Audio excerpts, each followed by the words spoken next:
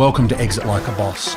I'm going to show you, having helped nearly 800 business owners work through a 21-step process to exit like a boss, how you can do it, what you need to know, the steps you need to take, and what's actually involved in you and your business being able to maximize value and successfully exit like a boss. Hope you enjoy it. In this episode of Exit Like a Boss, we're still talking about extracting the value from our business, the actual transaction. And you'll notice a couple of things. We're well down the track and we haven't exited yet, so there's a lot of preparation work to do. And a big part of the preparation is this step here. It's called documentation. Sounds boring, right? It's important. There's two levels to documentation. The first one is there's a document called an information memorandum, an IM or a prospectus. They're called sorts of different things. In essence, it's a sales brochure for your business. Now, you'll find this quite interesting. It actually talks about you and the business, the history, the story, the product, the services that you provide, the market you sell to, the clients that work with you, the financial performance, the profitability. It's typically 25, 30 pages long. It's got a lot of information, a lot of history, and it's really important in the sales process. A well-written IM or document like this can help you sell the business. It can help buyers understand the business, understand the opportunity, understand how they could actually take on the business and grow it, improve it, make more money, do whatever they're going to do. A poorly written IM will send buyers away. So that's the first point. Make sure you get this done properly. Don't try and do it yourself. Have a look at what others have used. Talk to brokers, talk to other businesses that are for sale. Have a look at documents. The very highest end, when businesses start to list on an exchange, they will need a prospectus, which is a very substantial document compared to what we're talking about for small to medium businesses. But maybe have a look at one of those. Have a look at how they're written. Have a look at what's involved. Have a look at the sort of information they have. Now, part of that document is compliance related because it's to do with a public listing. In a small to medium business, that's not required, but we still want to have a decent IM document. We still want to have a document that explains the business, explains the market, explains where the opportunity is for your product or service, and how a buyer might actually benefit if they bought your business.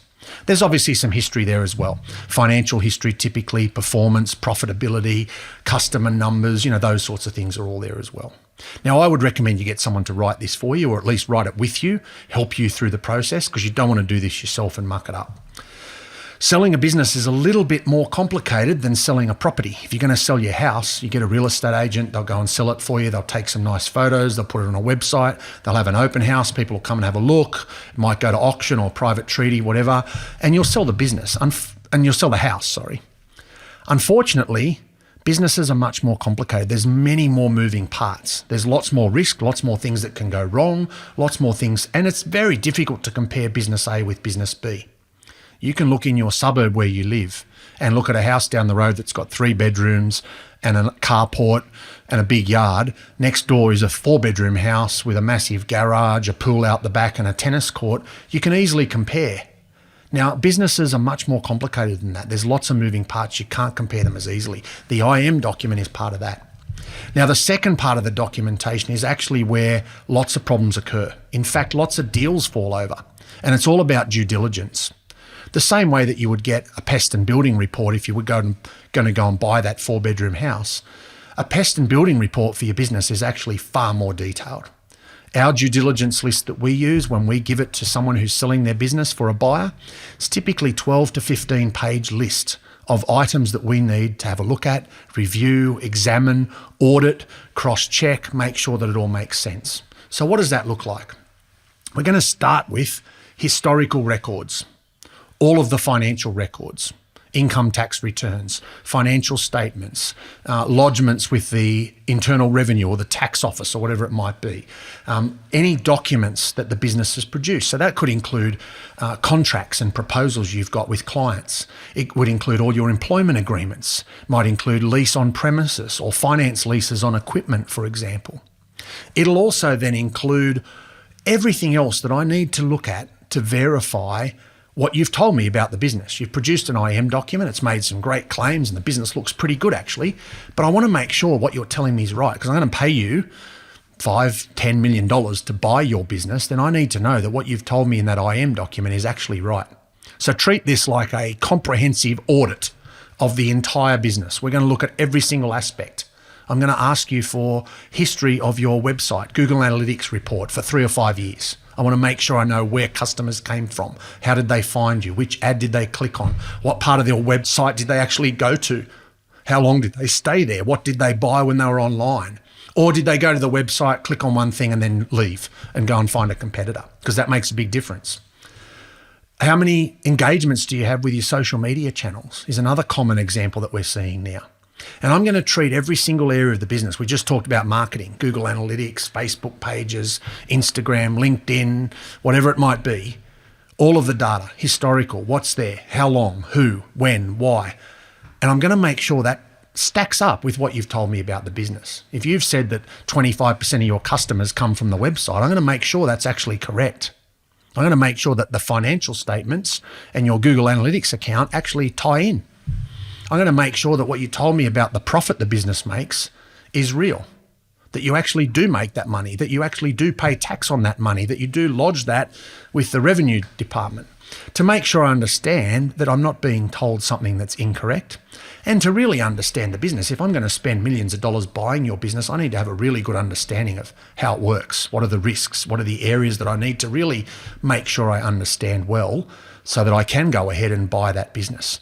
Now, the second part of this is other parties will need to get involved, and some parties will actually need to do their own due diligence. So, for example, you're going to borrow some of the money to buy this business.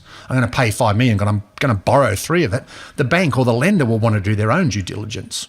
Not just what you do, but they'll want to do their own due diligence to make sure there's a good chance of you paying them back the $3 million if you buy this business. Secondly, there are areas where you need to get a CPA or a lawyer or some expert, might be an environmental expert. If you're buying a natural resource-based business, or you're buying a manufacturing plant, you want to make sure there's no environmental issues, for example. So we need to get other parties involved. We need to make sure we've got all of that data together. Now, in terms of you preparing for this is not a difficult thing to do if you start early enough.